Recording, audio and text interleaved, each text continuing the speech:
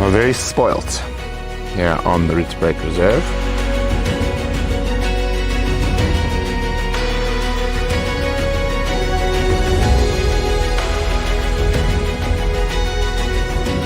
How awesome is that, guys? Right past the front of our truck.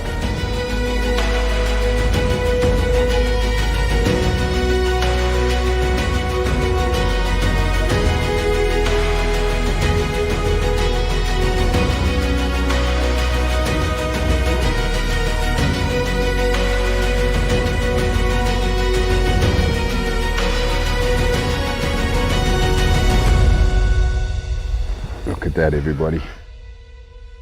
They are just unreal.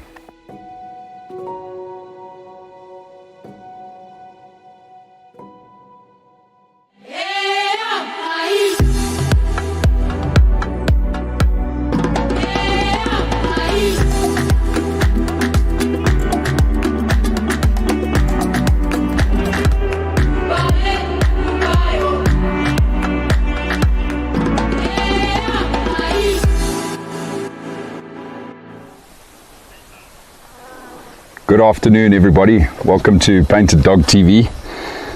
Very excited to have you all with us this afternoon on World Painted Dog Day, such a special day.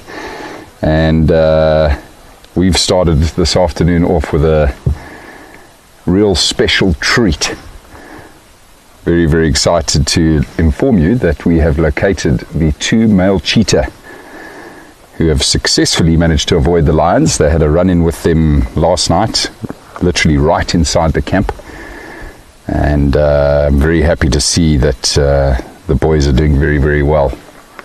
And what you'll see is that these cheetahs have eaten something very, very recently by the looks of things. They are fat and happy. Big fat bellies. They've recently caught something, probably around the middle of the day would be my guess, judging by the size of those stomachs and how heavily they've been panting. The other male is just out of sight beyond the termite mound. We'll move around to have a closer look at him shortly. But what an incredible start. Just quickly seeing who's here with us. Mary, Elsa, Trefoil, Judith, Barbara, Atropa, Cookie, Barbara. So good to have you all with us, and thank you to the pack for this awesome drive. And I'm just so happy to be out here with you all again. I've got Andrew on camera this afternoon. Hello, Andrew. How are you, sir? No, very good, very good. What an incredible way to start our afternoon. Look at that belly. Oh my goodness.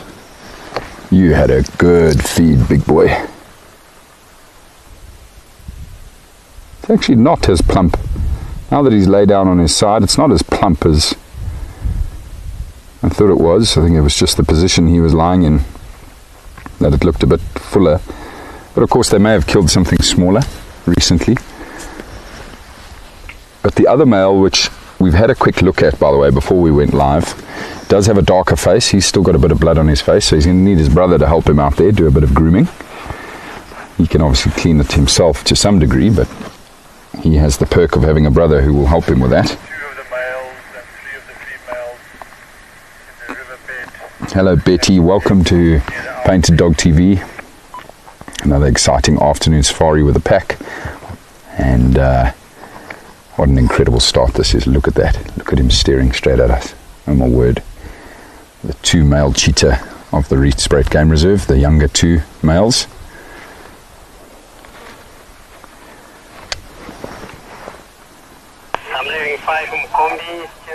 Oh, he's just pricked up. Might have heard something or seen something. We're right up against the southern fence line of the reserve here. Something caught his attention.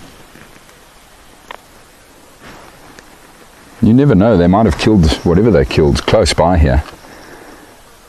Maybe there's another predator that's picked up on that scent and is coming towards us here, towards the fence, but I can't see anything just yet on the other side of the fence.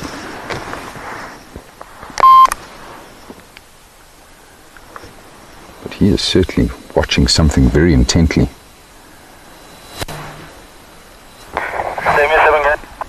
Hello Michael, welcome to the afternoon safari. They're pretty close by, I think, Michael.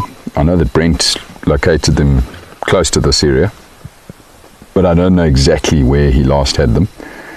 I haven't chatted with Brent today, but Andrew informed me that Brent had located the two males close to Snail Lane, which is the road very close to us here. So I'm not sure, but very likely, very similar area. I don't know also whether Brent had noticed them feeding or had fed on something, but they have definitely eaten something today. He's settling down again and relaxing.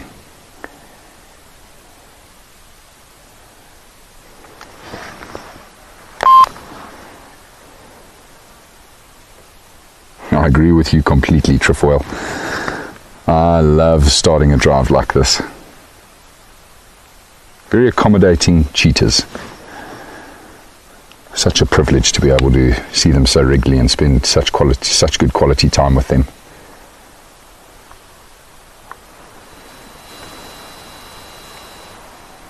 It's amazing when you look at them when they're resting like this. You look at the posture and with their heads up. It certainly doesn't look comfortable. But of course a necessity for cheetah. They always have to be on the alert. Jeez, and they've had to be seriously alert in the last couple of weeks. I mean, a run-in with the leopard, run-in with the lions yesterday. But they're doing incredibly well. Certainly got their wits about them, that's for sure.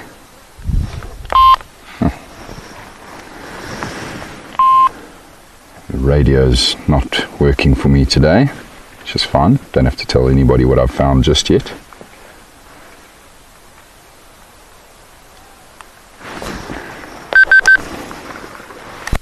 Stations, I've located the two male cheetah on the southern fence line, junction Snail Lane.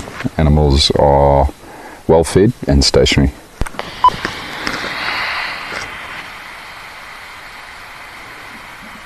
Please repeat that log.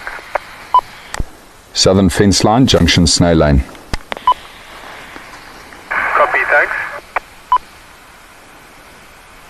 As you can all hear now, everybody, the radio unfortunately started working. Oh well. On to the cheetah sighting. We are 5, max 10 minutes out. Copy that. Make your way as a second.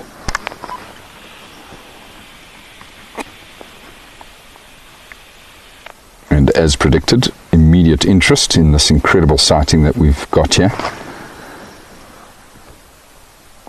We of course love sharing with everybody. I was just joking earlier that I wanted to keep it all to myself, although I do enjoy sightings all to myself and all to us here at the pack. But the beauty of working on a reserve where there are so many interested parties, so many other vehicles out on safari, is that so much more is located. So often we will obviously reap the rewards of somebody else finding something. It's just good to share.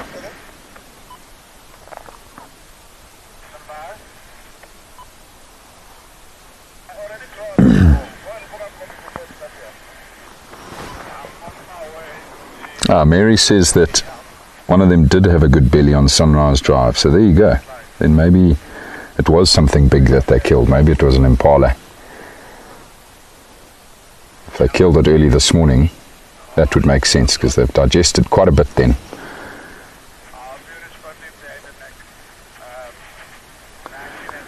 Hi Carol, glad you can still join in whilst at work.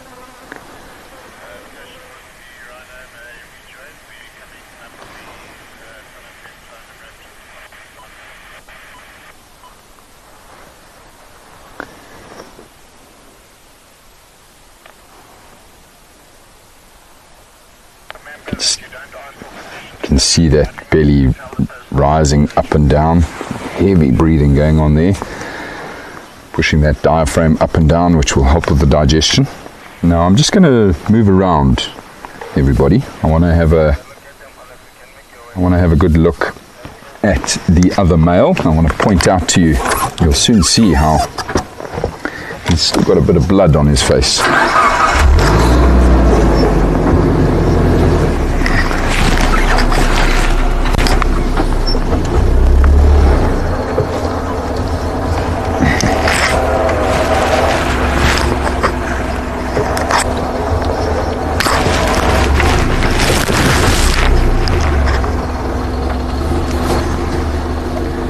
Just resting here on the other side of the termite mound in the shade here. Amazing, you'll see, they're positioned so well, these cheetah. One's locked on facing westward, and the other one locked on facing eastward. They've got all points covered to make sure that nothing sneaks up on them.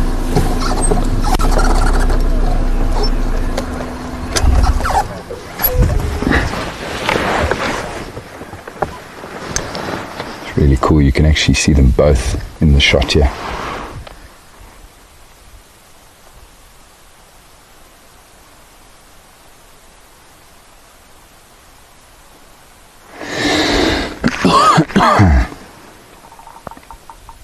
Hello Stacey, welcome. Yeah, what an incredible start we've got here this afternoon. So chuffed that we managed to find them. Brent of course found them this morning, and we've since worked out that they have eaten something today, and we believe ate something probably early this morning. The male with the collar is the one that Andrew is zooming in on now. There you go. You can see the slightly darker nose.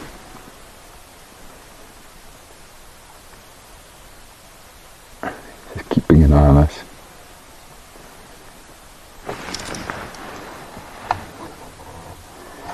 Michael, I do remember the very first cheetah sighting that I had. The very first cheetah sighting that I had as a guide, put it that way. It was actually on my very first ever game drive as a qualified guide when I was working for and Beyond. I was working at Ngala, which is in the Kruger National Park, sort of wedged between the Timbavati and the Manyaleti. And took my guests out on the very first drive. You can imagine how nervous I was. Still very, very green. Obviously had some incredible training through and Beyond. They have an amazing training program. So I had the training, but I was still terribly nervous. And I had a particularly grumpy tracker as my first tracker that I worked with. And he was giving me a hard time from the get-go, telling me where to go, and they often do sort of push their young newbies around. But I stuck to my gut and went into an area where I know the cheetah had been seen a couple of days prior. It's quite central to the Ngala property. There's a water hole that has permanently got water in it, so a man-made water hole that they pumped water into, and nice big open savanna around that water hole. So I said to the guests, this is what we're doing this afternoon. We're going to head out. We're going to hopefully go find some cheetah. They'd actually been on safari before, this set of guests, and they're like, yeah, right, you're not going to find cheetah. Obviously they knew all too well how sadly low the population of cheetah is in the Kruger National Park and how rare they are to come across. But anyway, about an hour into drive, we got into that area, and I, before my grumpy tracker, spotted a female cheetah up on a termite mound, and it was amazing. I'll never forget that moment. I was just so pumped. You can imagine, like being nervous and going out on a whim, following my gut. It paid off, and the guests were blown away. I was super pumped. I think I almost jumped out the vehicle when I spotted that cheetah. I was so excited. And just such an amazing cat, rare cat to see, in those big open ecosystems. And we had an amazing sighting. We actually then followed her down to the waterhole. She had a drink, and then went after some impala she'd spotted, but we couldn't keep up with her. The bush was a bit thick, and we lost her. But I'll never forget my first cheetah sighting as a guide, a qualified guide. I'd had many before with my parents. They, of course, exposed my brother and I to the wonderful world of the bush from a very young age, well, from when we were born. So I'd seen lots of cheetah before that. But to have pulled a find off on my own was certainly very memorable and very rewarding. And it still is today, 13 years later, still guiding, and I just absolutely love finding my own game. The thrill of the tracking and finding of these cats really excites me. It just never gets old. Such a privilege.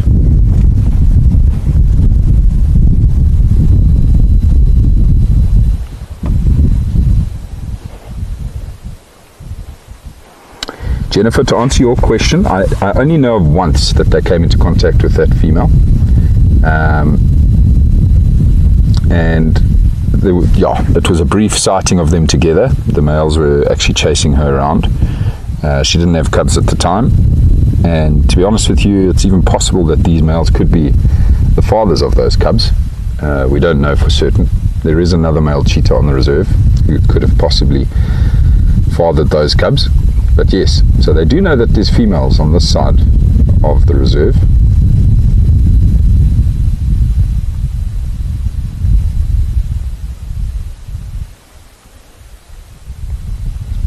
Hasn't been a recent sighting of the mother and the little cub, or when I say recent, it's probably been about 3 or 4 days since she was last seen. But when they were last seen, the mother and the cub were doing very, very well. Oh, brother's just shifting, changing direction. Approaching cheetah sighting of skyline. Can I proceed over section? Yeah, affirmative. Keep making your way in. Copy. So we're just about to have... 8 minutes. Sorry, last station, go again. I'd also like to respond for the cheetah in the next 8 minutes. Okay, copy that. Make your way. I was just going to say there's a vehicle that's about to join us here now, everybody, and a third on the way.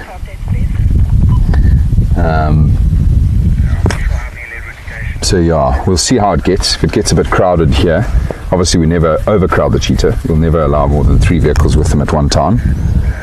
Certainly not when I'm in charge. But if it does get a bit busy here, folks, I think I'm just going to carry on and go see what else we can find. I don't suspect these cheetah are going to move anytime soon anyway.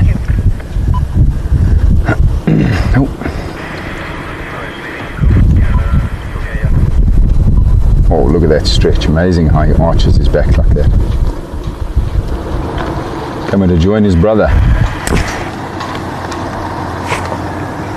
Oh, that is such a cool shot. I think he was getting a bit hot up there. There was quite a bit of sunshine on him, so I think he's just looking for more shade. Oh man, how incredible is this?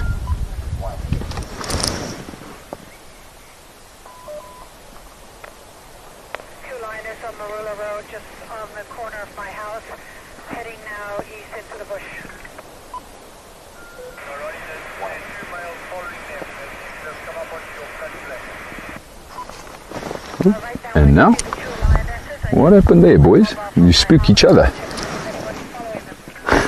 Such jumpy cats, these cheetah.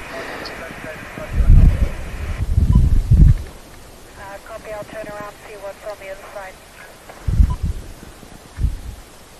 God, those spots are beautiful. Yes, Michael, that was quite the icebreaker. Oh man, that was so cool.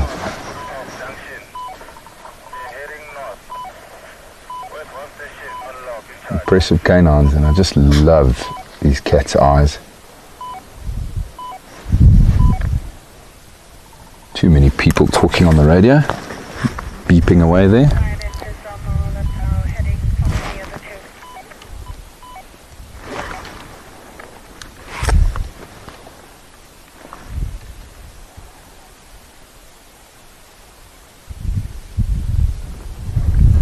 To answer your question, you're correct. They do spend a lot of time down here. You know, they're still relatively new to the reserve and have, you know, sort of called this most southern section of the Rietspruit Reserve their home since they got here. There could be a number of reasons why they are not venturing off further north, but they do go on to Kaya quite regularly, so the property to the east of us, that's also within the Rietspruit Reserve. They go across there quite a lot, but very rarely actually venture, you know, straight north from where we are now, which is through the Blowbunk section up towards Leadwood. And I suspect it might be because they've picked up on the scent of the other male, and also potentially, you know, have had quite a few run-ins with the lions. You also factor in the leopards that are more central to the reserve. It could be a number of different reasons why they're staying this far south and close to the fence most regularly. We also know that they recently tried to court a female on the other side of the fence here behind me, on the BCC. There's a female cheetah that side that they were trying to court through the fence, so I think that's also a big part of why they come down here so much. They're always trying to find her. So a number of things going on, but I'm sure in time they'll venture deeper into the Rietspruit Game Reserve. Betty, it's warm. It's very warm. We're so lucky to be sitting here in the shade with these cheetah. It's about 32, 33 degrees Celsius right now, so it's a really hot afternoon. I'm sorry, I'm terrible at converting to Fahrenheit. Go ahead.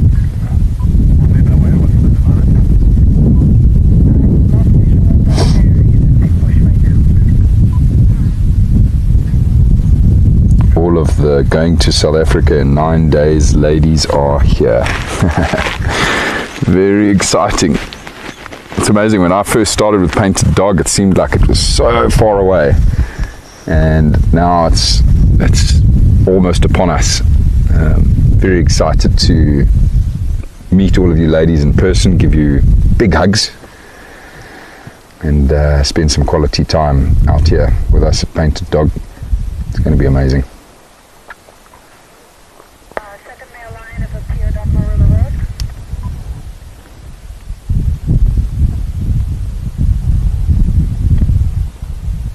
Hello, Connie.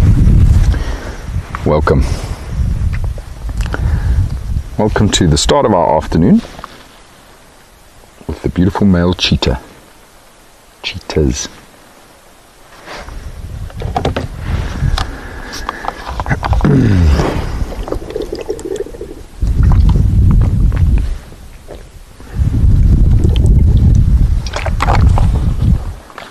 I was saying earlier, when we first started, when we found these cheetah, how chuffed I am that they managed to once again avoid the pride and the male lions. 4 members of the pride and 2 of the males had a run-in with these cheetah last night right in camp. The cheetah managed to get away swiftly. It's quite crazy. Andrew and I were out on a drive. We came back, and Ashley informed us as to how she discovered it. She was lying in her tent reading and spotted a cheetah walking past the front of her tent, and so she got up to have a closer look, and then went to the other side of her tent to try and, poke her head out and watch the cheetah passing by. And as she poked her head out, she spotted the lionesses coming out of a bush right next to her tent, which then took off after the cheetah. Fortunately for her, it was the cheetah that they went after. A little bit unnerving having those lions so close to the tents in the middle of the day. We certainly need to all keep our wits about us here on the Rietspruit Reserve, particularly with the lions. Connie, it's a great pleasure. Trust me. Lots of big hugs coming your ladies' way.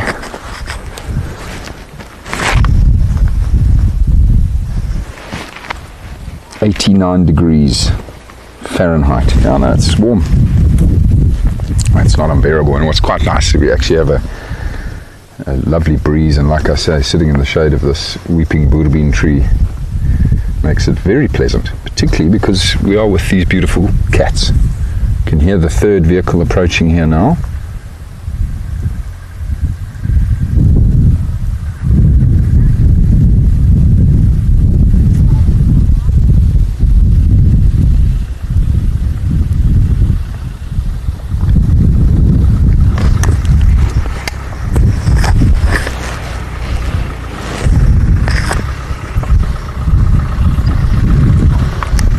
Now, do we just go towards that big knobthorn there and come in from that side, and then you'll get a good visual.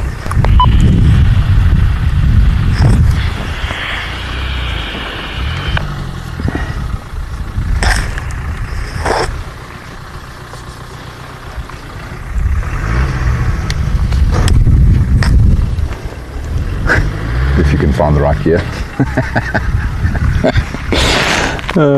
Could just hear Doomy grinding gears there in his Land Rover. Big heavy vehicle. A little bit more difficult to maneuver than our discreet, quaint little Suzuki, our trusted Jackal. Yeah, Cookie, 78's not bad, but the humidity, yes, I struggle with humidity. Really glad we don't suffer with that too much here.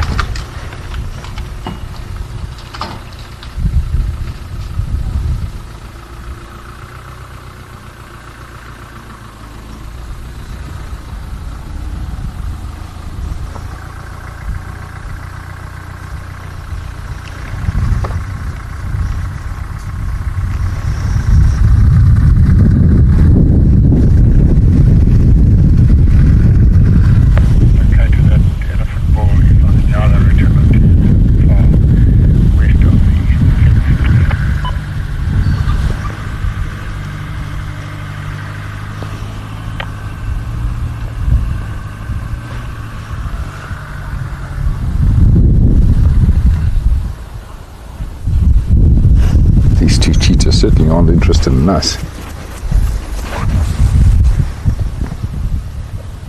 It's amazing how comfortable and relaxed they are with our presence. It's wonderful that they don't see us as a threat.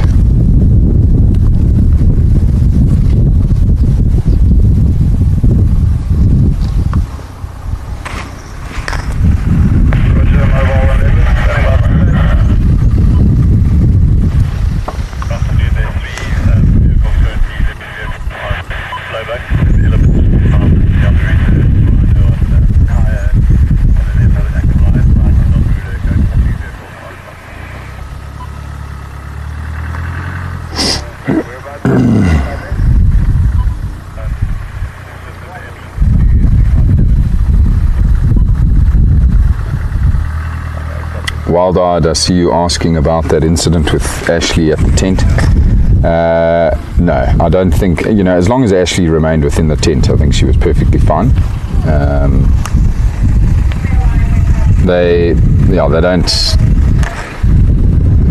don't push through into these tents. As long as the tent is secure and closed off, they'll just carry on. I don't even think those lionesses knew that Ashley was there, to be honest. She would have been lying dead still while she was reading her book. And there's certainly the smell of people in that area, but those lions are used to it. They come through our camp quite regularly. So yeah, like I say, as long as she remained in the tent, she was going to be perfectly fine.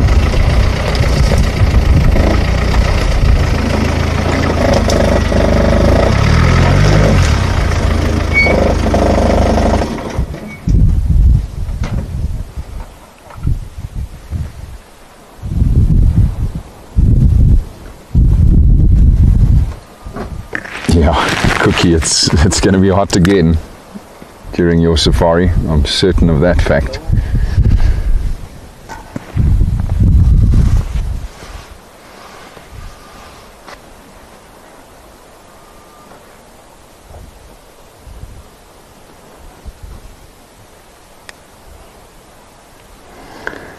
Oh no, Jan, that's very sad that it got cancelled last minute. You'll definitely have to come back on another safari. Just let us know. We will plan your safari for you with the greatest pleasure, using all of our experience, connections. We love putting safaris together and guiding them, of course, myself and Brent.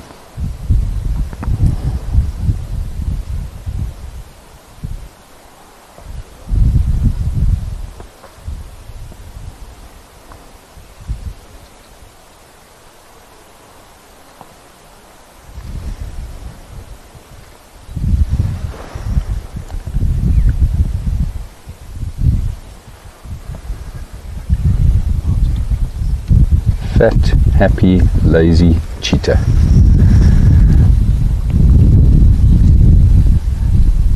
Wonderful to see them doing so well.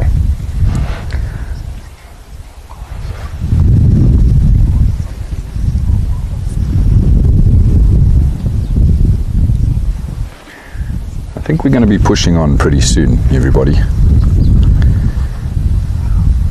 I do think there's another vehicle that's just shown some interest. We'll make space for them, but also I'd love to go and see what else we can find. It's been amazing spending this half an hour with the boys, to know that they're still doing very well and thriving. Yeah, I can't see them moving anytime soon. No real need to. Got a perfect spot right here.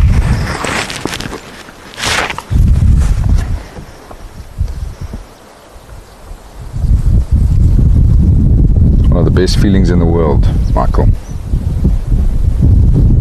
and it never gets old.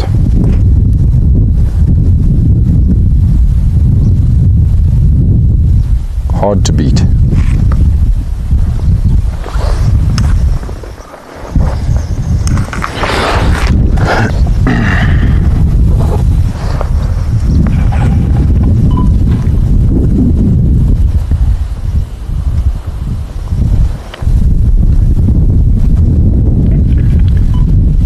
Boys,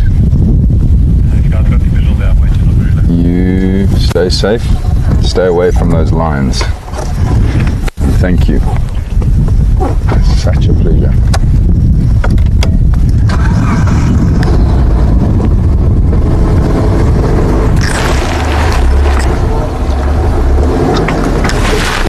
Cheers, guys.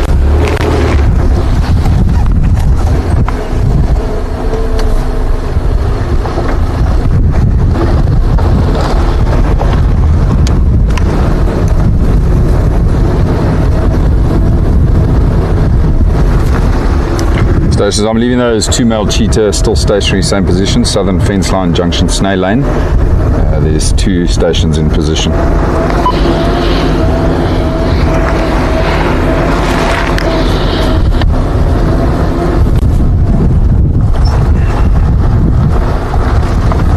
Wow, what an epic start. So cool. Andrew and I had actually found some tracks on the fence line where they had been lying down, and yeah, sort of, you know, could see from the tracks which direction they were headed. Just so cool that we managed to find them.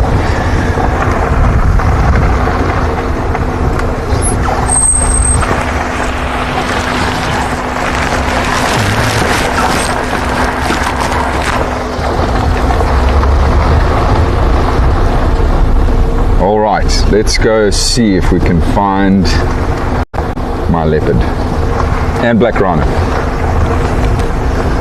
I'm going to be working the same sort of area again now going forward here, everybody, where this female leopard that's become quite habituated has set up shop, set up her territory.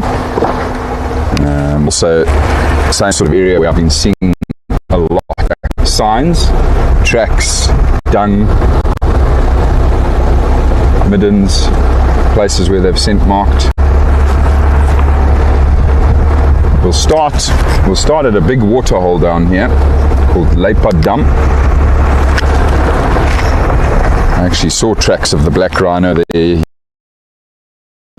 drink here. Days.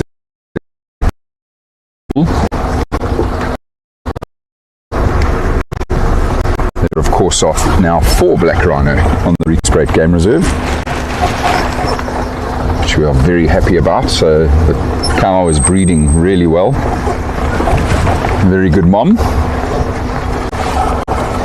And then, of course, this amazing leopard that has me very captivated at the moment.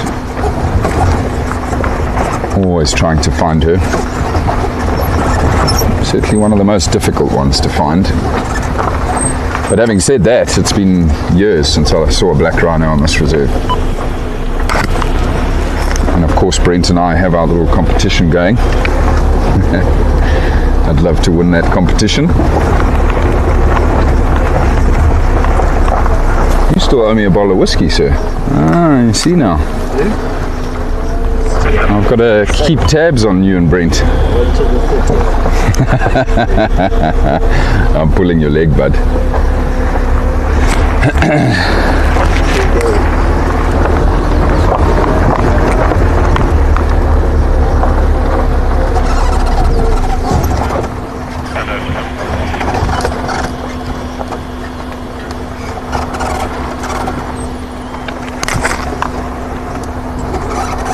Cookie, you've asked about an elephant cow with a hurt foot. Has the vet treated it? Or the vet treated a while back? To answer your question, I honestly don't know. I'll have to find out for you. Not too sure. Yes, Becky, driving around in the bush makes me very happy too. Very bumpy road that we're on right now, however.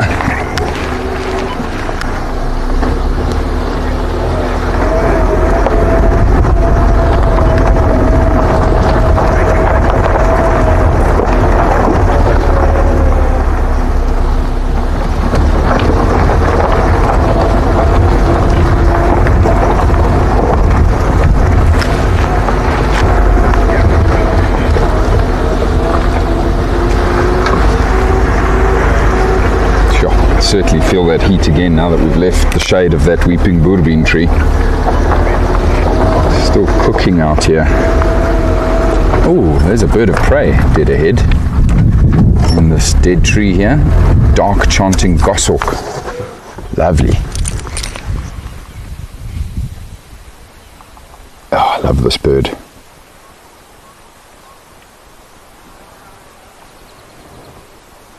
Love the colours. I love that dark grey in its feathers, and then the contrast with the red legs and red cere behind the beak. Beautiful bird. Just busy turning his head upward, making sure that nobody's coming to attack him from above. They always have to be alert. Larger eagles might attempt to catch these goshawks.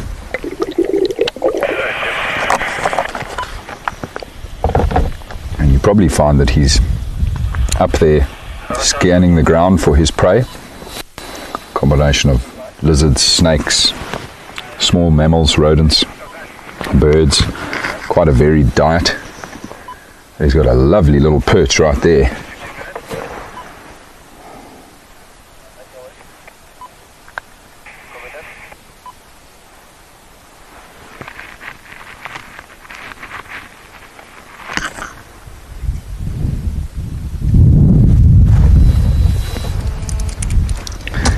Very, very nice. Right, let's carry on towards the water.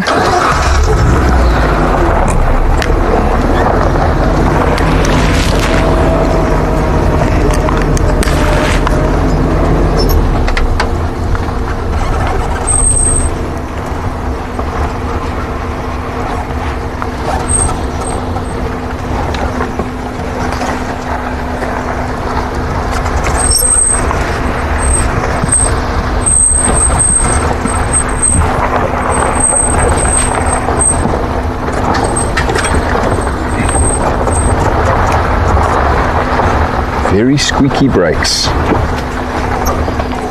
Such a dusty time of the year. Need to try get in there, clean the jackal's discs.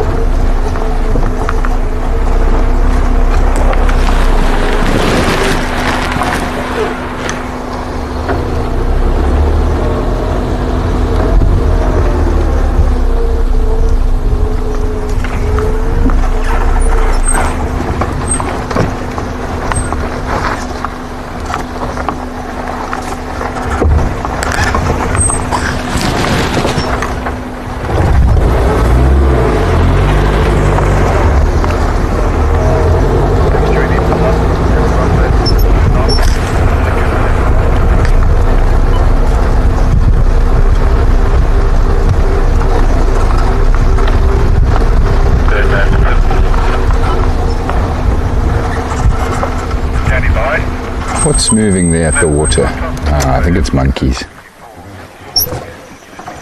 A quick look there. Yes, indeed. I've been seeing their tracks along the road here. A couple of vervet monkeys that are heading down for a drink. One's just sat up there having a look at us, I think. Yeah. Saying, hey, why are you sneaking up on me?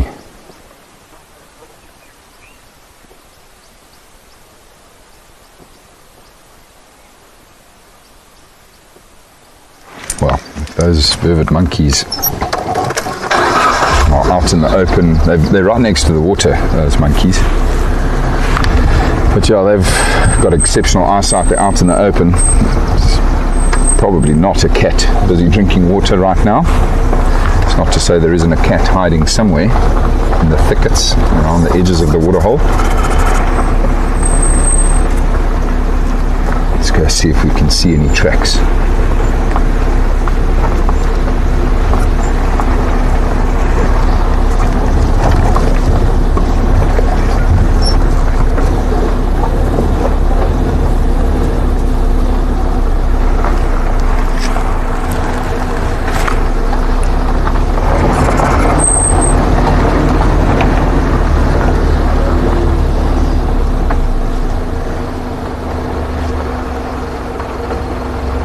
Just going to approach the water very, very slowly, trying to be as quiet as possible in case that very shy black rhino is here.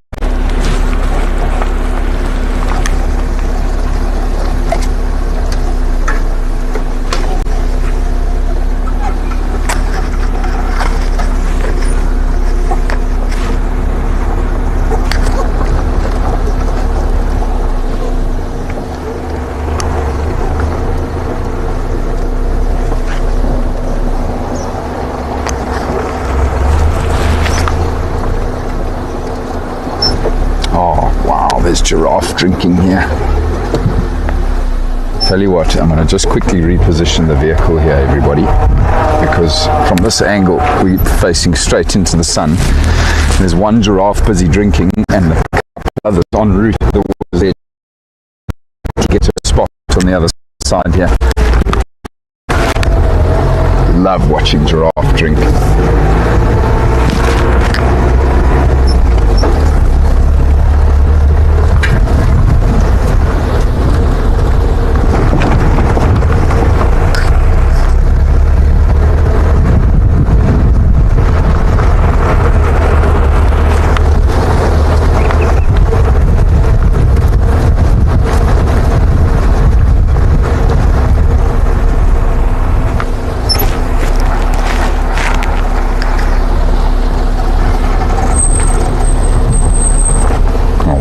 Look at that.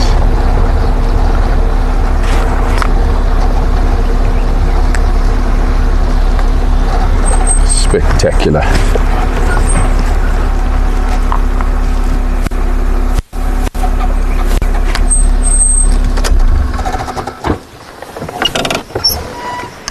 One, two, three, four, five giraffe. A beautiful journey. Let's come down for a drink here. Can't blame them. Super hot day.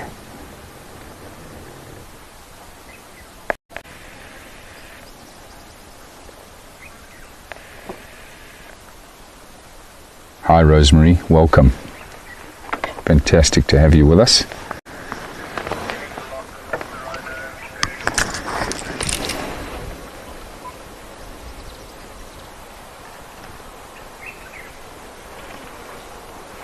Oh man, there they go. Just starting to drink.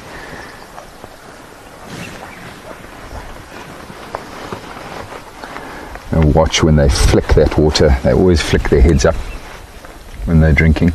You might pick up the spray of water that curls so beautifully as they flick their heads up, particularly in this beautiful light. You'll notice that one of the giraffe, oh, there's that flick. So cool. I love it. It's always something that I'm trying to photograph. It's quite a trick to get that. You've obviously got to have a very fast shutter speed and good light. Certainly good light here today, but not an easy shot to get. That middle giraffe is staring at a vehicle, by the way, everybody. That's just arrived on the other side there. Not a predator. Well, I suppose human beings are predators to some degree, but not a cat.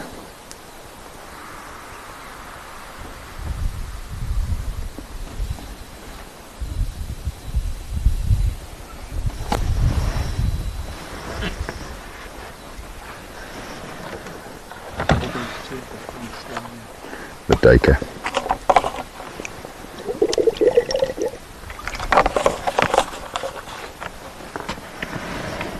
You'll notice that the giraffe at the front of the journey here are staring at something intently in this little thicket of trees, and I'm pretty sure there was a pair of Dacre that I spotted just as I was racing around to try to get to the spot. I think that might have been what they've seen in there. We will of course go and try confirm that. We'll go around that way and just have a look. But how beautiful is that scene, oh my word. Yes, that's it. Drink some more.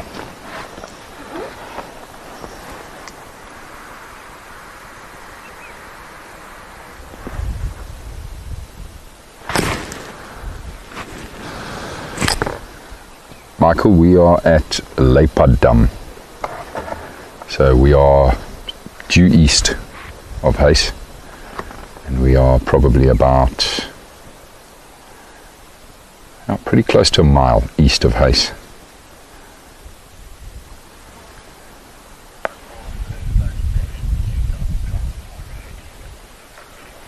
Oh, look at that flick. So wonderful.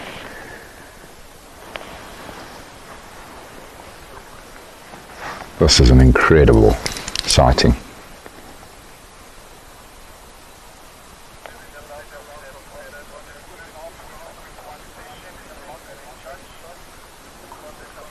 So 4 of them are females and 1 is a male. The one that's drinking now is a young male, young bull. Giraffe are pushing on. They clearly are satisfied that there's no real danger in that tree line, I think. We can now actually pan left, and you'll notice that one of these duiker has come out of the tree line and is drinking at the water's edge. Far left.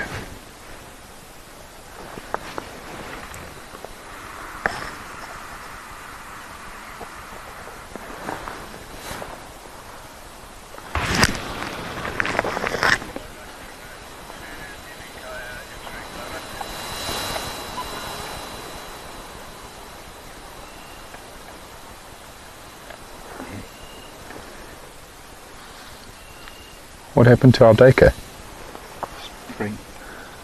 Bolted.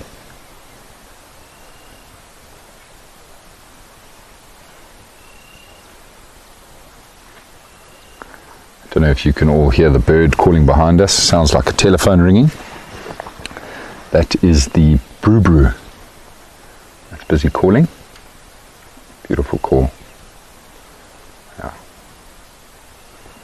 Yeah, this light on this giraffe is amazing. A wildlife photographer's dream.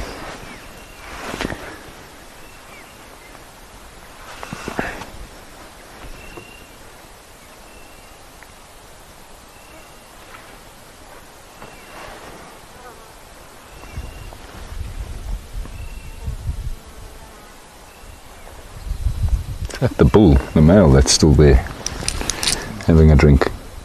Yes, it is indeed. Very easy to tell the males and females apart. I mean, but genitalia aside, it's those very impressive ossicones on top of their skulls, which are just essentially extensions of the skull. The males go bald on top. Something you can relate to, huh, Andrew? Yeah. Good one. Oh dear. It's okay. Oh, that's beautiful, eh? Incredible how they split their legs like that and bend down and don't fall face first into the water.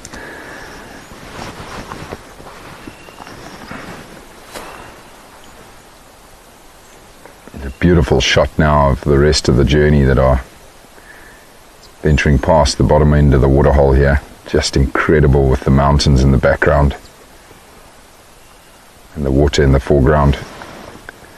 Although it is rather hazy today, it's not so easy to see those mountains. A lot of smoke from fires nearby and a lot of dust that's been kicked up by the strong winds we've had of late.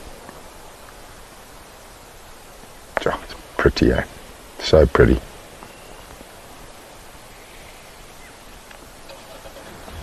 There's a monkey just sitting there admiring these giraffe. And the giraffe are now heading towards the monkey. I wonder what it's going to do. Bolt, maybe.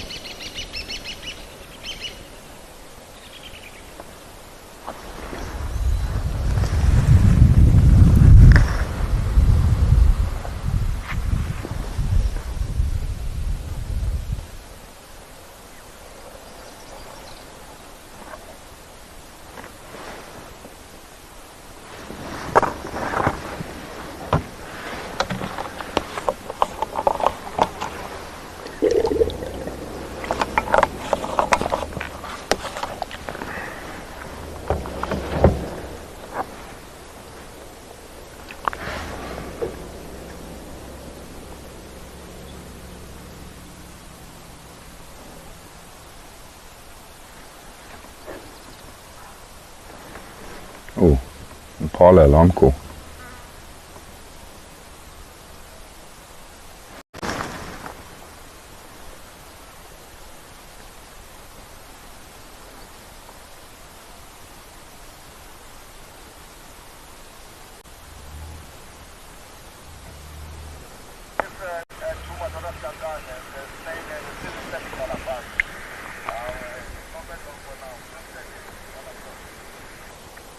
Just heard the distinctive alarm call of an impala, nasal snort behind me, but it was just once.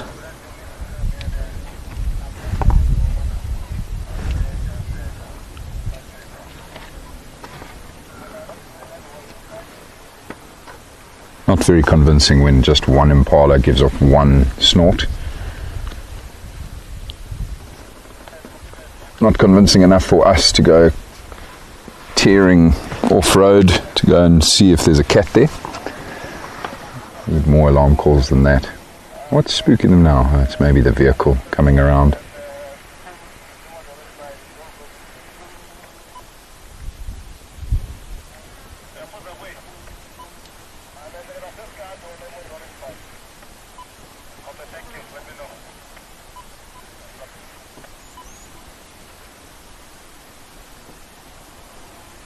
Had their drink, the giraffe. Now it's time for a snack. What are they feeding on there? Looks like a bush willow of sorts. Yeah, I think it's a russet bush willow that one giraffe is feeding on.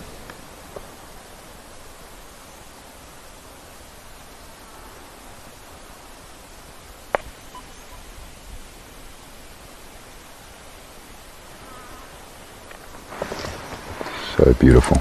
It's awesome watching them walk up the road like that.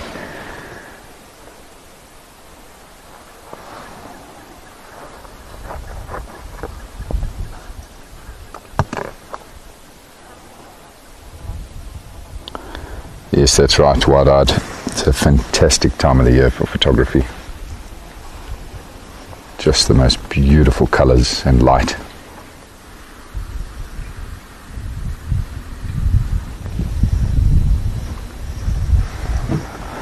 And there's a vehicle. All right, everybody. I think let's carry on. No black rhino, no leopard, but an amazing sighting of that beautiful journey of giraffe. Certainly worth the visit to this waterhole. Let's go see if we can find some tracks.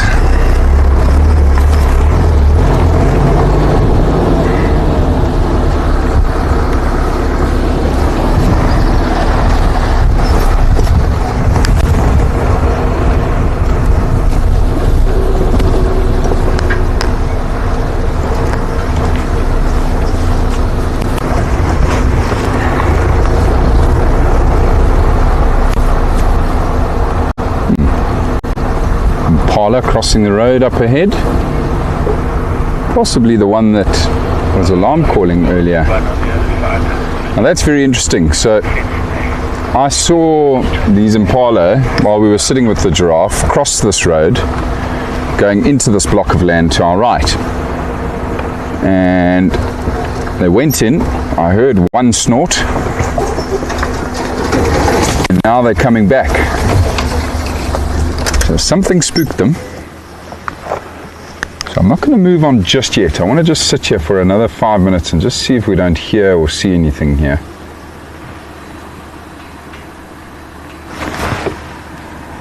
Nothing.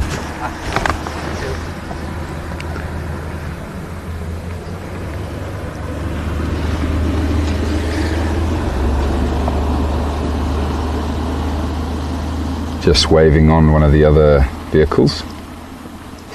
They thought we'd found something. You never know. We might have.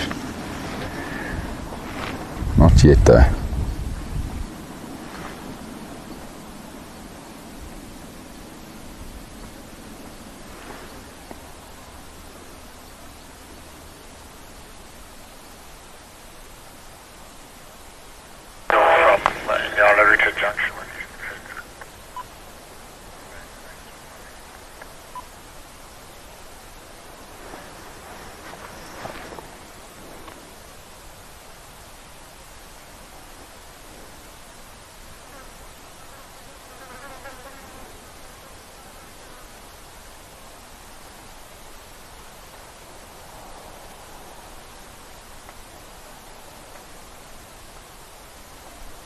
Very quiet now.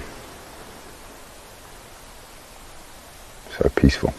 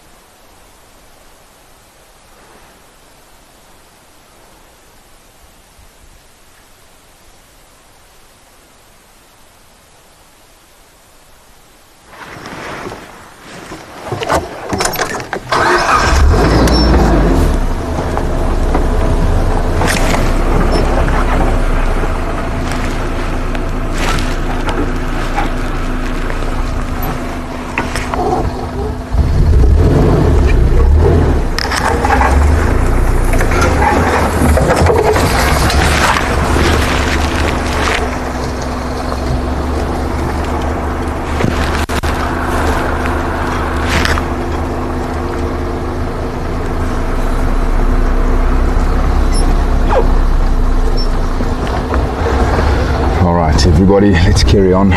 Didn't hear any more alarm calls and don't have any tracks of any cats here.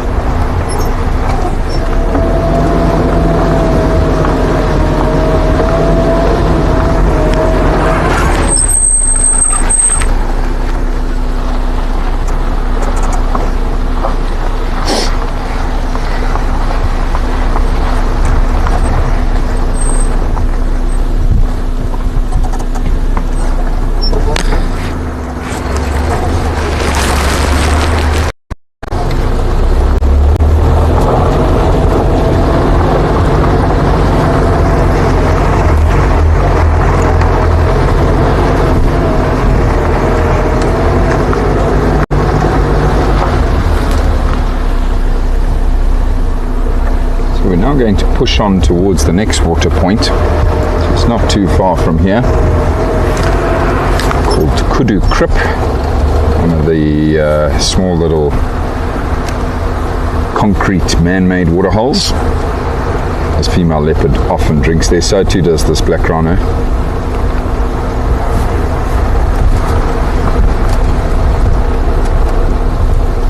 We are now well within both of those species' territories.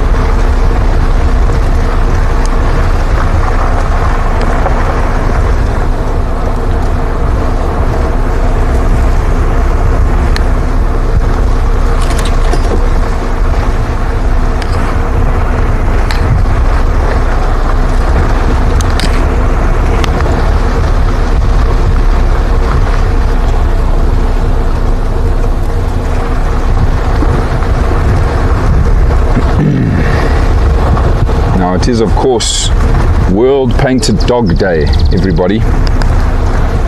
Special day for a very special animal, a critically endangered animal. It's quite sad when you consider there's only about 6,500 African wild dogs left roaming free here in Africa. And of that number, there's probably only about 600 here in South Africa. And South Africa is a big country. And those dogs, that number of 600 is quite spread out through a number of private and national parks. Sadly, been a very long time since I've seen a wild dog here on the Rietspruit Game Reserve. There was a pack that ventured through here several years back. They actually denned on this property, which was unbelievable, mind-blowing to be able to just go out and see wild dogs and their puppies at a den on the reserve that I've called home for so long.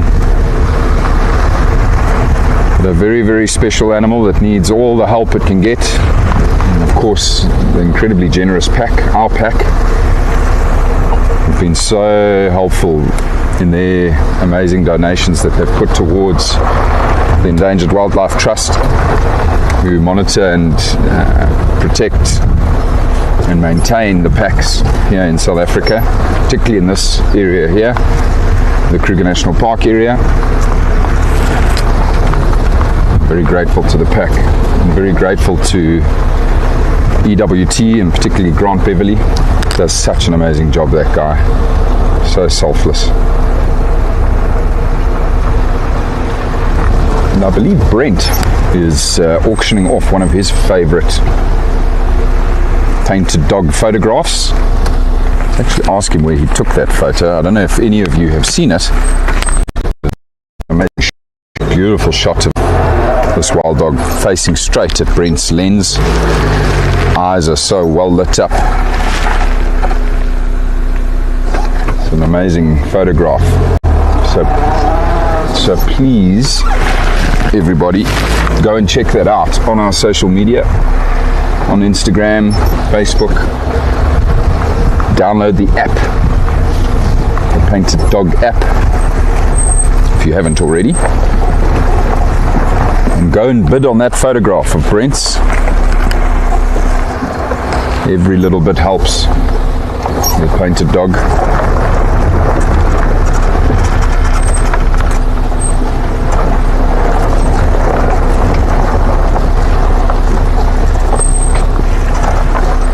And hopefully one day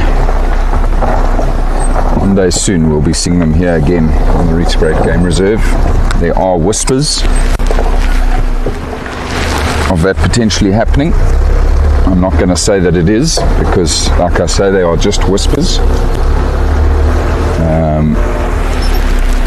But yeah, wouldn't that be incredible if we could go out and search for that amazing predator here on the Rietspruit Reserve.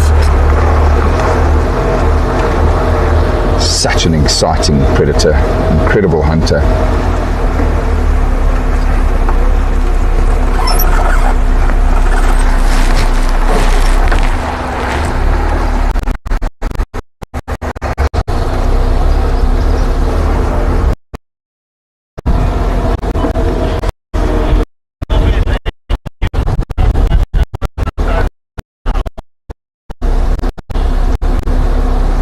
Yes, indeed. Honey it's amazing how honey is such a good treatment for some of the most horrific wounds that we find on our animals.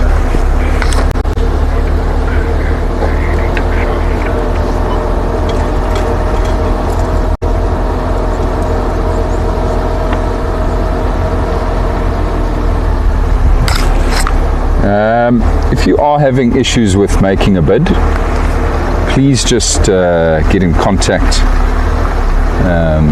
with Charles.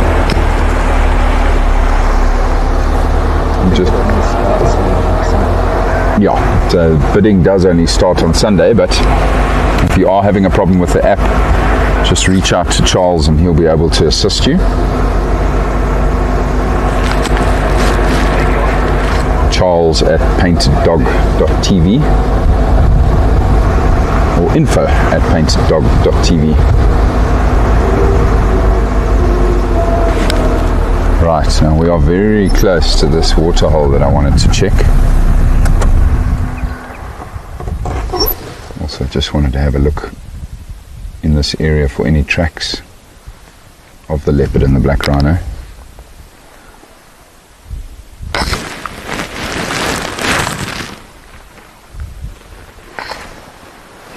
But also just to listen very carefully to the bush.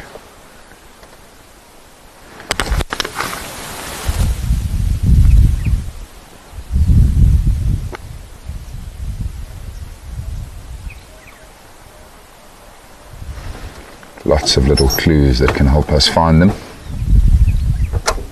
Although it's very quiet right now.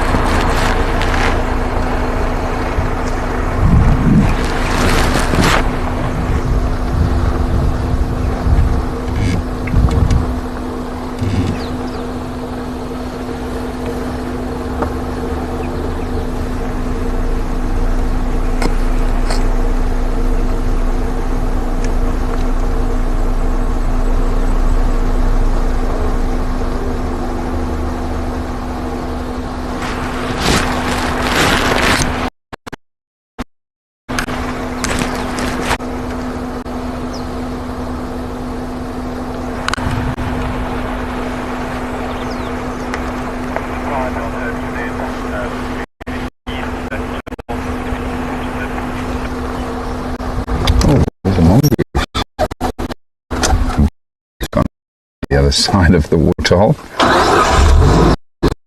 Just going to snip this and see if he doesn't poke his head around the corner.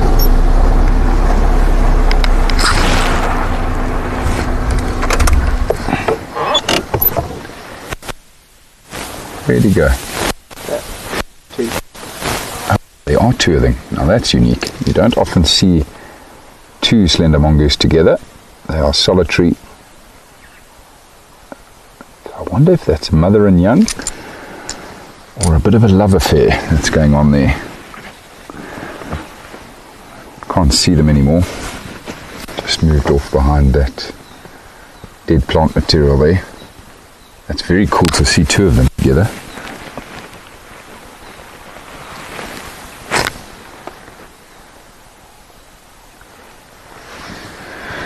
Right, let me quickly jump off here and have a quick look around the water and just see if that leopard's come to drink here. I don't think the black rhino has.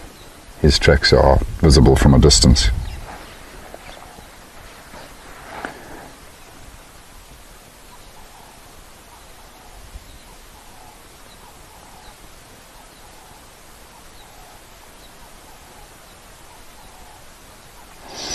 Yes, I know that VM and Charles are aware of the issue with the app and are working on it.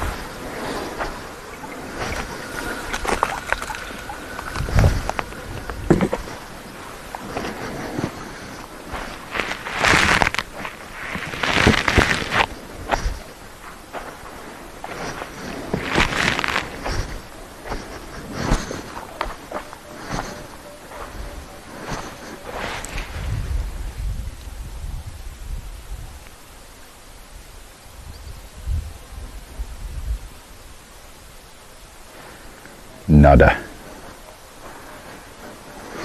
No tracks of any leopards coming here, nor black rhino.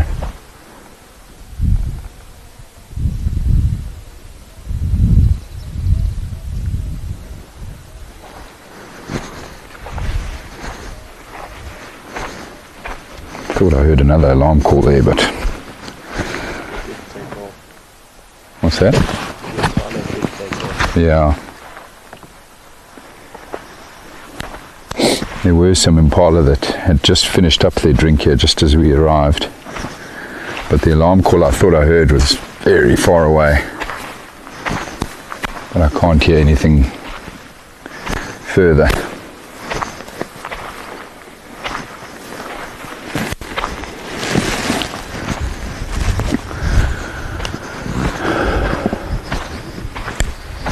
Just going to check this game path back here quickly.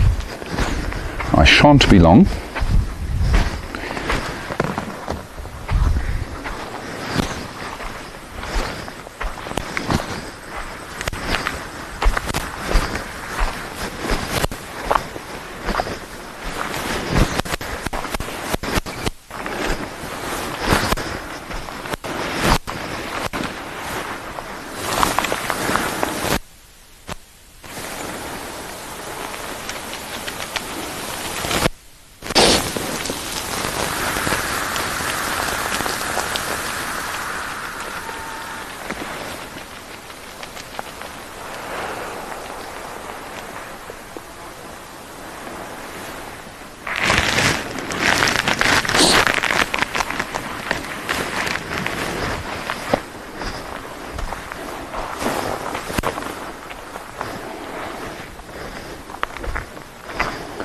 Lots of impala tracks.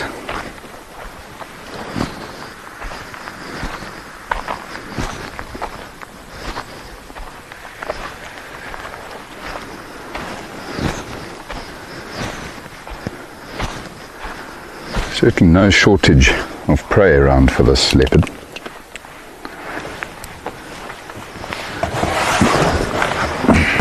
Right, let's keep going. This is certainly the right time for her. Temperature's dropping quickly now. That beautiful sunset.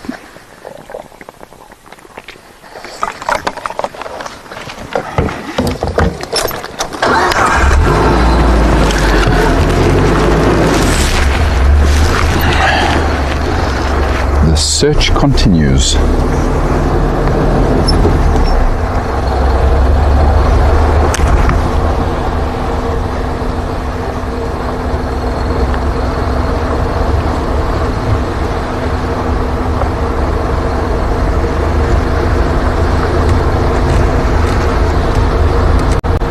I'll have a chat with everybody and see what solution we can come up with.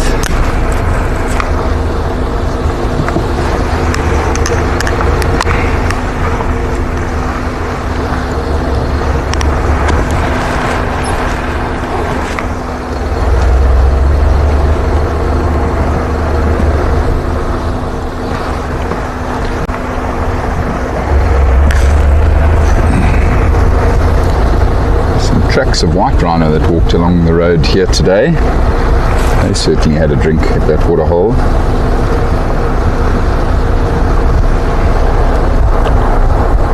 Looks like early today, however.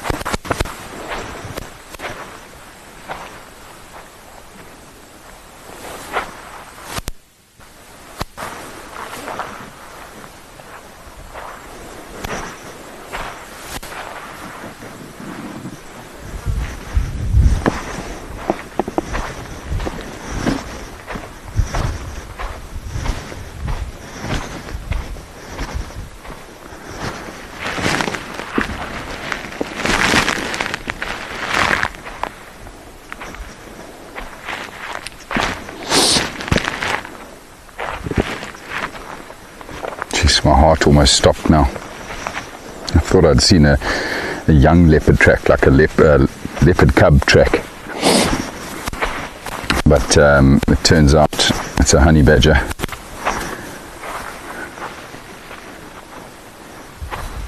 Which of course would still be lovely to see.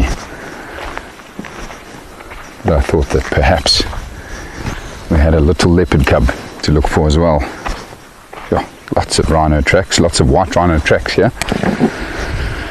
Nothing particularly fresh from today, for sure, but not fresh enough for me to want to pursue them right now.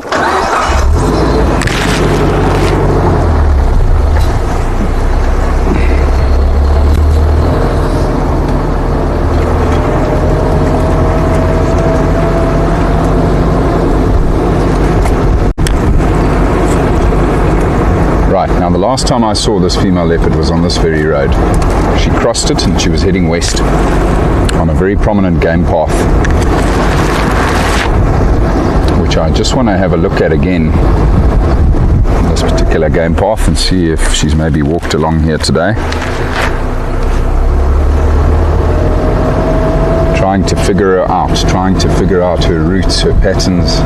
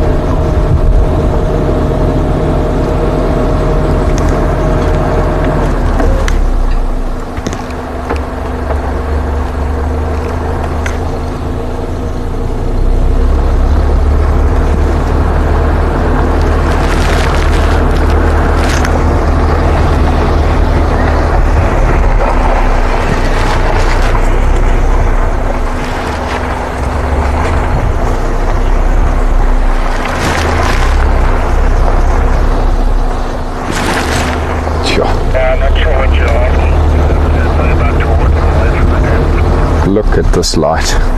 It's just getting better and better.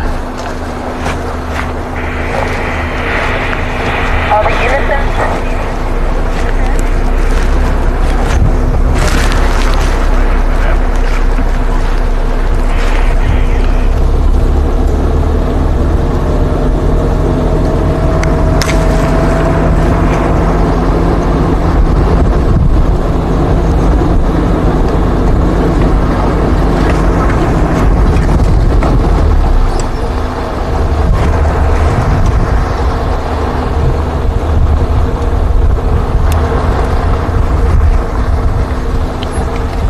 Just here where we watched that leopard cross the road.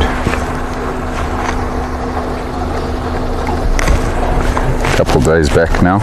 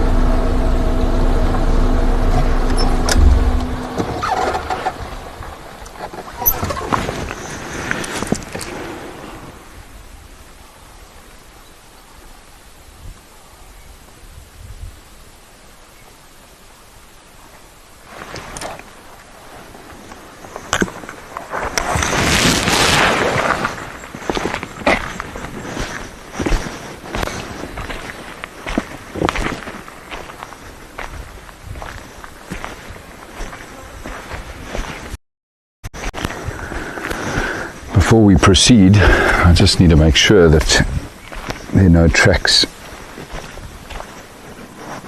on the next road over here.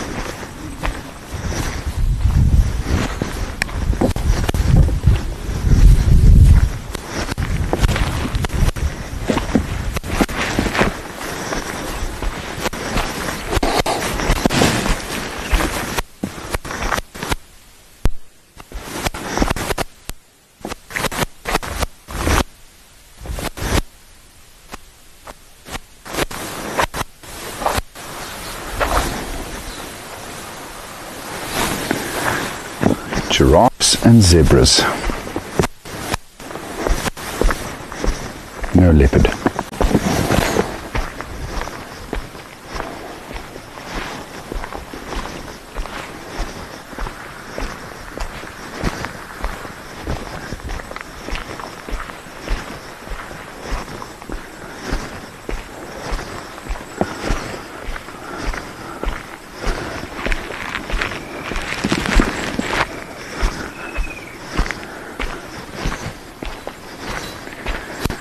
Call of the striped kingfisher just now.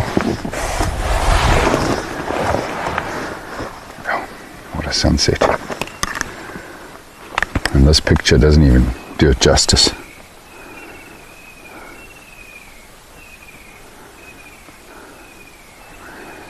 Michael, to answer your question, we just have to get all the parties together, to be honest, and then decide on it. But everybody's been quite busy of late, so I think that's why our name hasn't emerged just yet.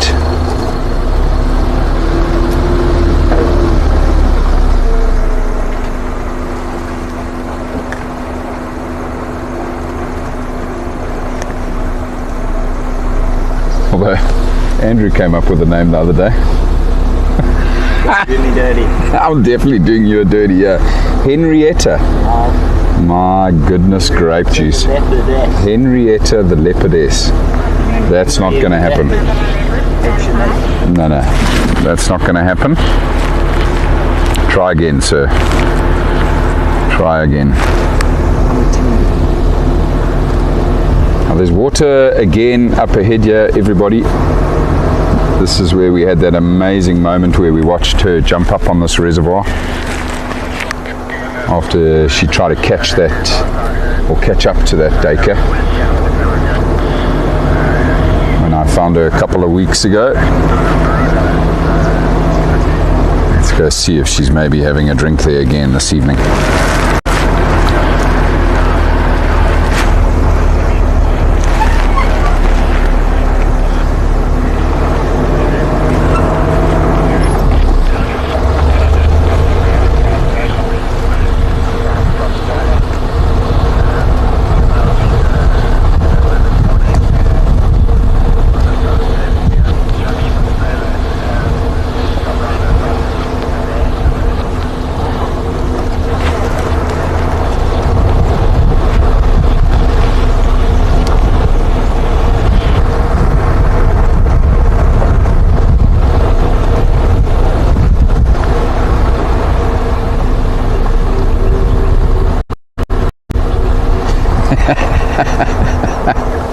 Michael says, book character. Best believe. Oh dear.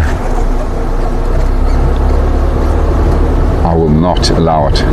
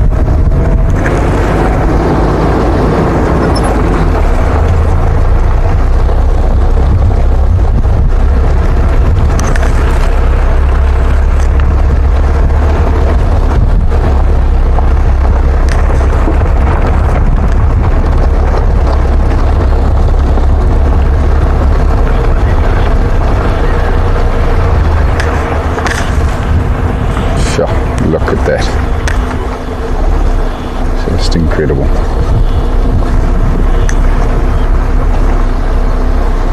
So much more dramatic this evening with the fires and dust.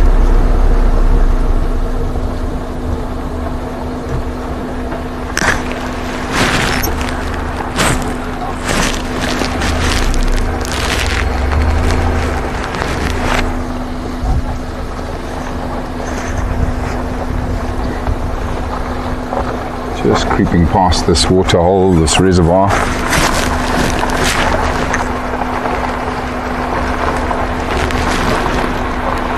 Haven't seen any tracks of her here. Just going to roll down to the next intersection here and just switch off for a couple of minutes.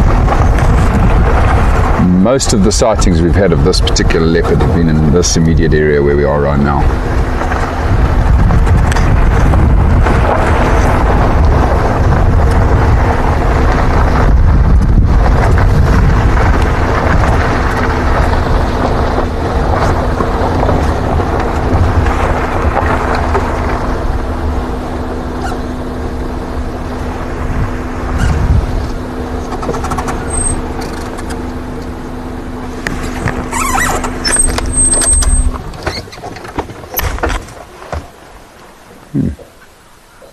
Bird of prey up there.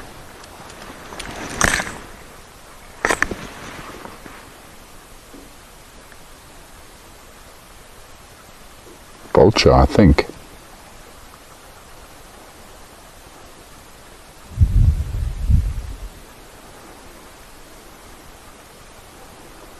Very distinctive finger-like wingtips, but hard to tell which species of vulture it is.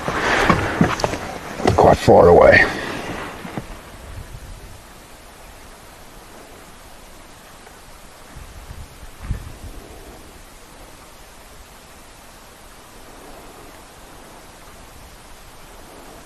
Come on, little leopard. Just call for us.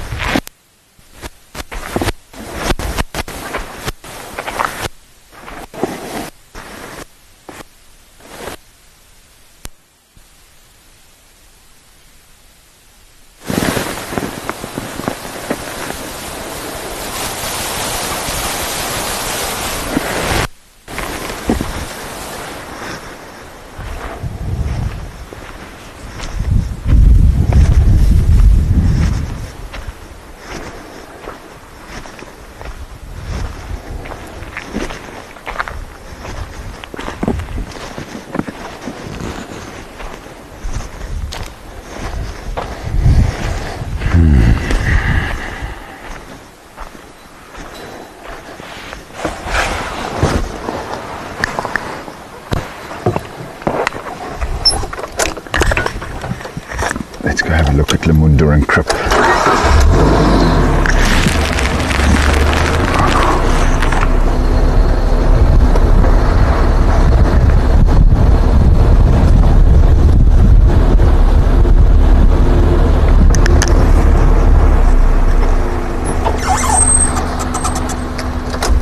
More vultures. These ones are perched. Yeah, white-backed vultures. I think they're just perching there for the night. Just two of them up there. A couple more coming down, which is interesting.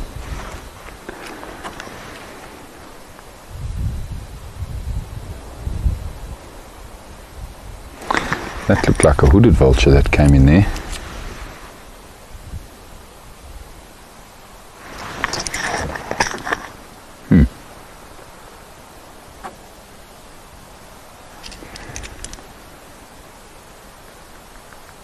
Maybe something is going on here. Don't know. They could all just be choosing this set of trees to roost in for the night. There are 2 of them flying around and 2 perched. And 2 different species as well. Maybe we'll just quickly go have a look in that area and see if something isn't up.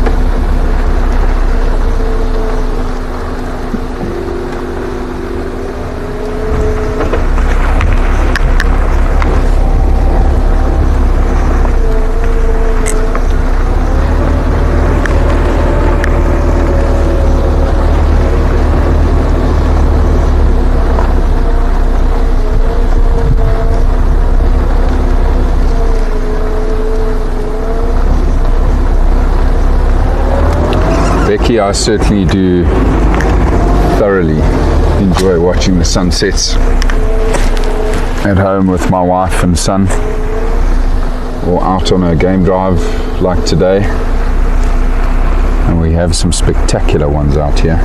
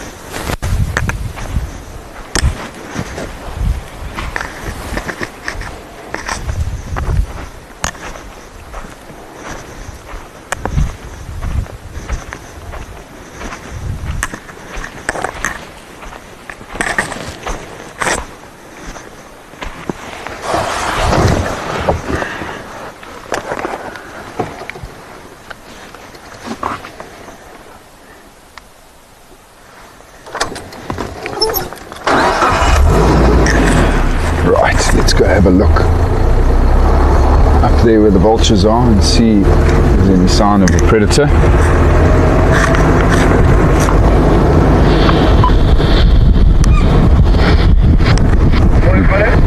There's going to be a couple of gremlins here briefly, everybody, just as we go through this riverbed.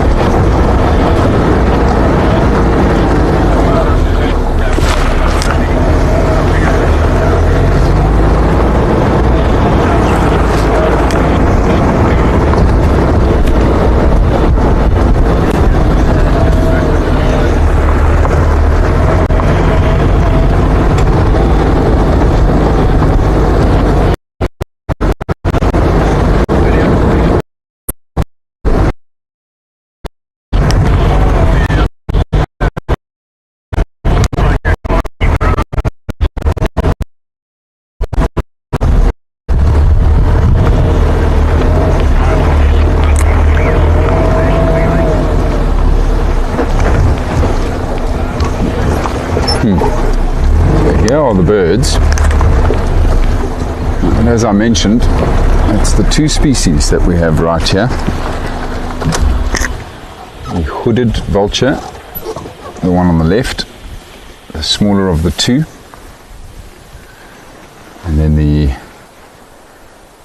see that hooded vulture with a very sharp beak, a specially adapted beak for cracking bone to feed on bone marrow They're bone marrow specialists. And then the one off to the right, the larger bird, being the white-backed vulture. Big, powerful beak, made for tearing through flesh, tearing through chunks of flesh.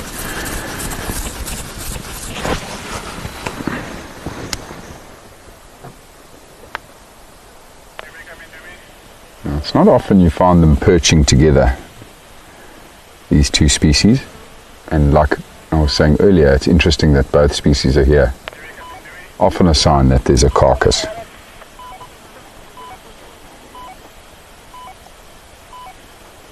Haven't seen any tracks of any cats yet. It is of course very possible that something has died of natural causes. These vultures will also come down and feed on the afterbirth. Once an animal has given birth, there's quite a bit of afterbirth that these vultures will then feed on. Cheers, Michael. Thanks for joining us. Have a good day.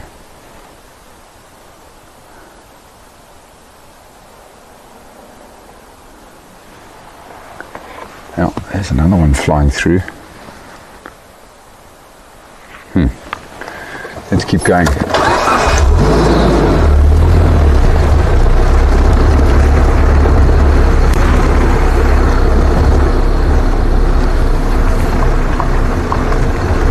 Not too sure if the Pride is all together. I know that a couple of the other vehicles have found the Pride on Leadwood with the males, or two males. So I'm not too sure, because they were separated yesterday. Two of the younger lionesses I found near Leopard Dam. The other four with the two males interacted with the cheetah near the camp, as we've said. But I don't know if they all managed to reconnect. It's possible that there could be lions in this area that have maybe made a kill. Could also be one of the other cheetah.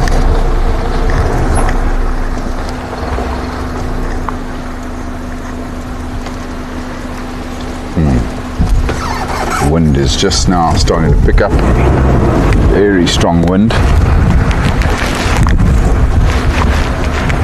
It's almost like there's rain coming. That type of wind.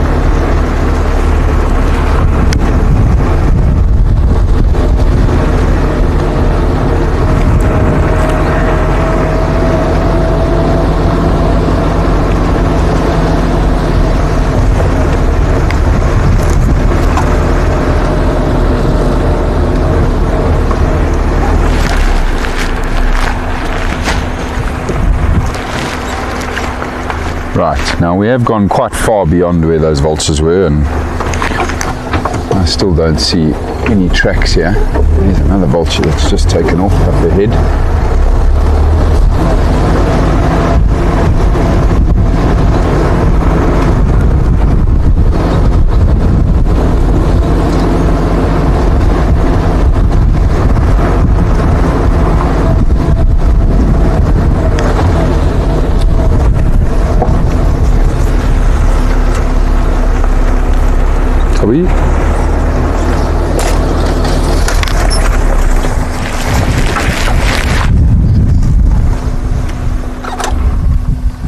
Male leopard tracks here on the road.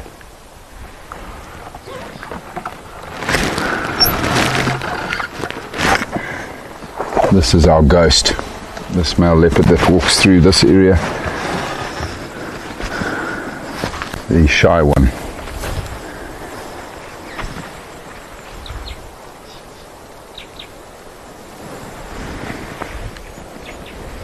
Interesting, he came out of here, walked on the road, turned here and then went back that way.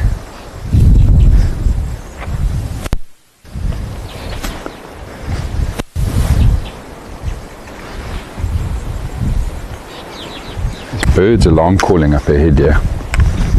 Let's quickly go have a look. It's not impossible that vultures will land for a leopard on a kill. Maybe that leopard came out here from the kill to go drink at the waterfall we were just at, and he's come back to his carcass here. Birds are alarm calling at something here. Usually at this time of the day it could very often be an owl. The owls will just start getting active now.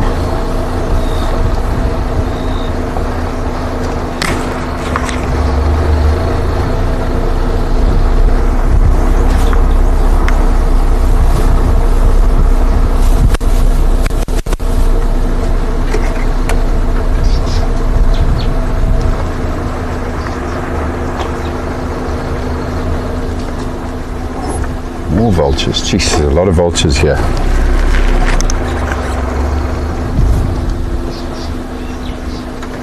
And that one that just flew off has a full crop. The crop being the section of... What's that? A zebra. Yeah, that's a zebra. So the crop is where they'll actually store food in the throat. Lots of giraffe moving in the thick bush up ahead as well.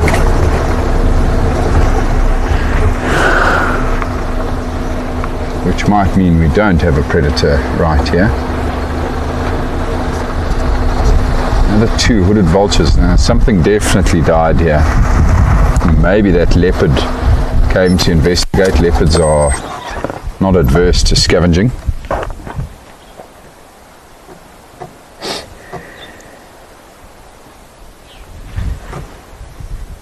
Hell of a difficult area to find whatever it is that these birds have been feeding on though. It's very thick here.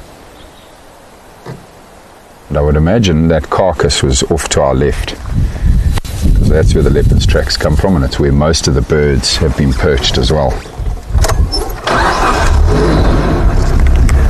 Now if there is a predator on the ground feeding on this carcass, we might get lucky and hear the sounds of it crunching on the bones.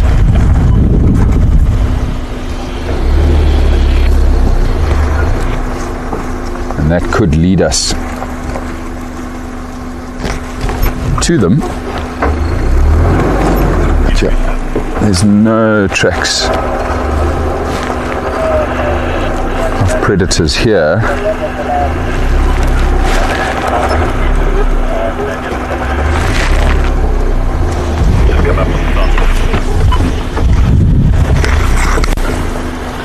What I'm going to do, everybody, is I'm just going to go back to where that leopard came out of the block and just go sit there and listen. To be honest with you, I don't even think we would be able to get in here. We did find something, and there's just not enough light now for me to go on foot either. It would just be too dangerous. So easily bump into one of these cats in this low light.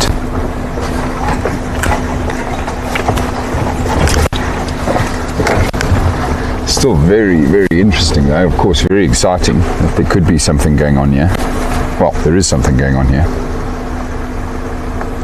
Lots of vultures. A vulture with a full crop and relatively fresh male leopard tracks coming out of this area.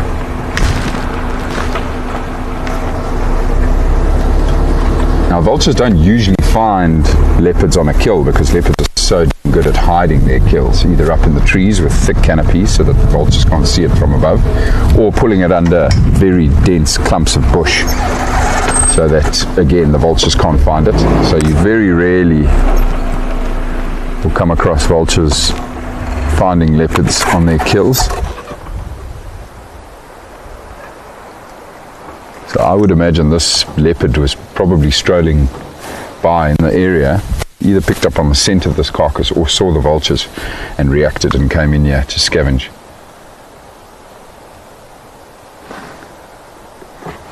It was just up ahead here where his tracks came out of the block.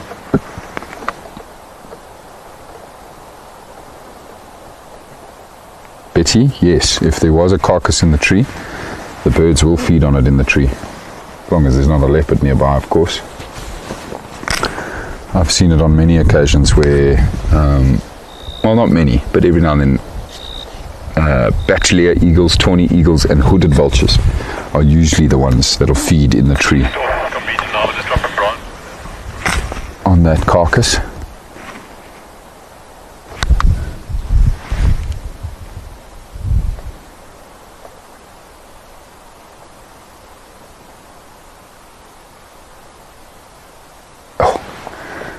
I so wish we had more light. I'd love to go in on foot here and go and figure out what's happening.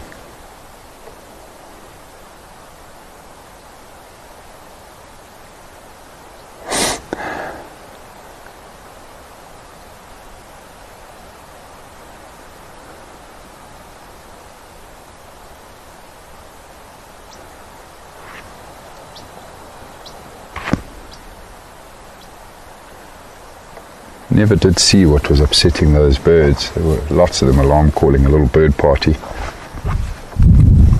I'm guessing it was probably an owl.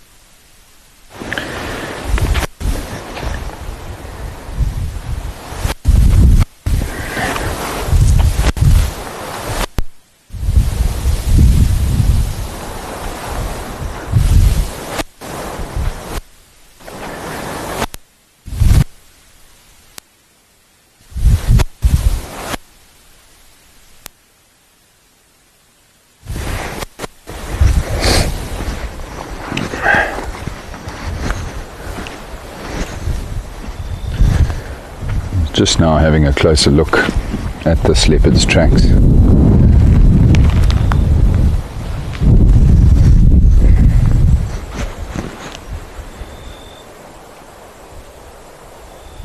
I can see beetles tracks on top of one set of the leopard's prints, and also genet, large spotted genet tracks on top of one of the leopard's tracks. So these tracks are from last night of this male leopard.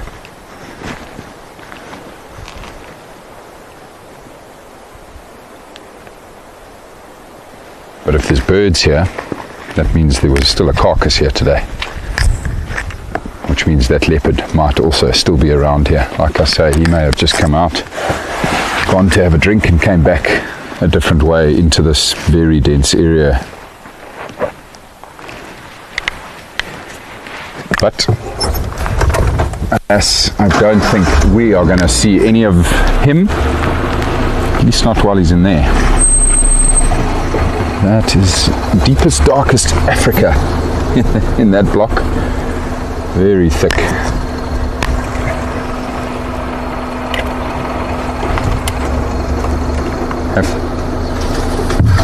Have to tell Brent to maybe come back and have a look here first thing tomorrow morning. I believe Brent's on a drive in the morning. Maybe he'll have more luck. He'll, be able to walk in here in the morning.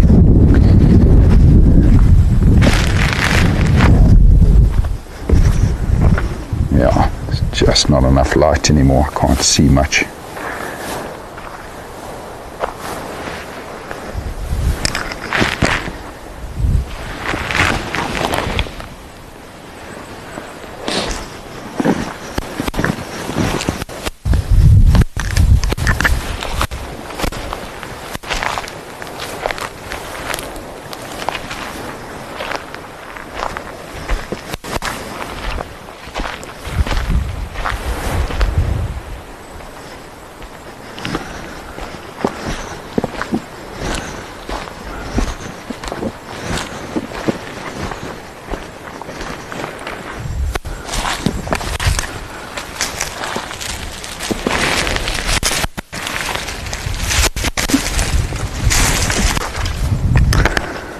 what I'm going to do is I'm going to leave a branch behind here for Brent to maybe come and try have a look here in the morning, just in case something is still feeding here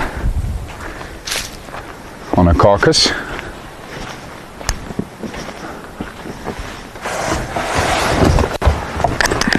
So you'll have to tune in the morning to see if Brent can find who's been eating who.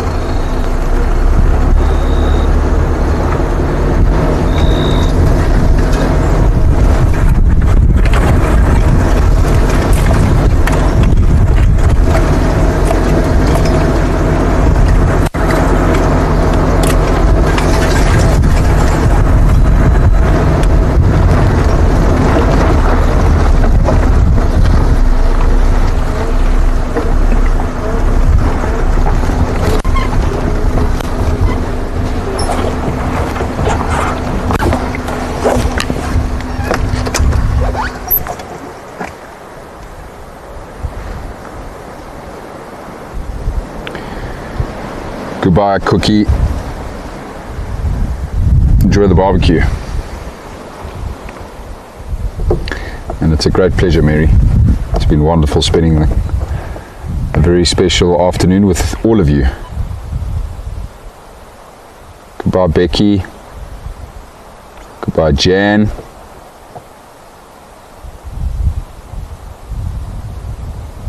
It's a great pleasure, wide-eyed. You're very, very welcome.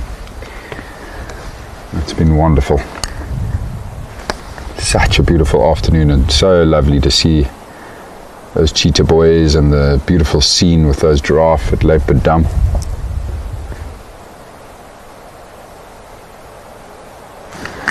Thanks everybody. Have a wonderful, wonderful day. We will see you all again very, very soon. And thank you, Andrew. Thanks for an awesome afternoon. Thank you, sir. Keep well, everybody.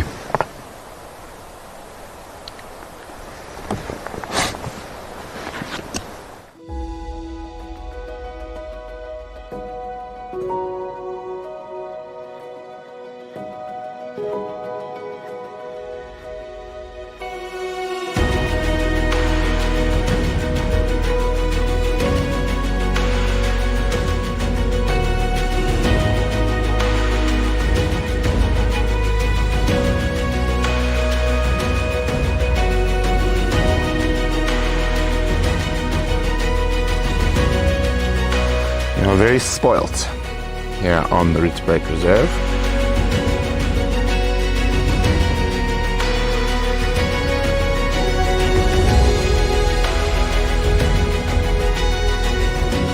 How awesome is that, guys? Right past the front of our truck.